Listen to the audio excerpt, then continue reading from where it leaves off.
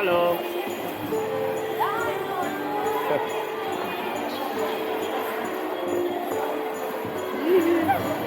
Filmez acum înainte să nu cădem.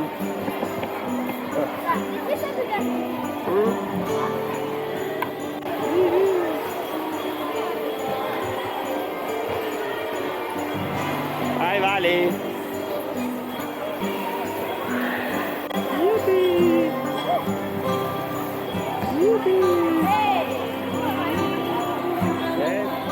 Salut de pe patine de la Patinoar!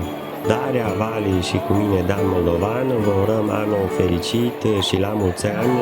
Vă dorim să vi se îndeplinească toate dorințele, să aveți gânduri cât mai bune și cât mai multe realizări. Ne vedem la anul cu alte filme pe acest canal, cu filme despre tehnologie, despre fotografie și, bineînțeles, despre cărți, ultimul domeniu pe care l-am adăugat la acest canal.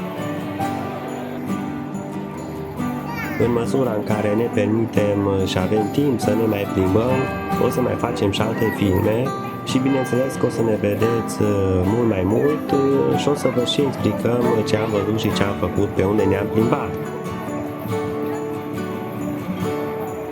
În continuare vă lăsăm să vedeți câteva cadre și de prin Sibiu.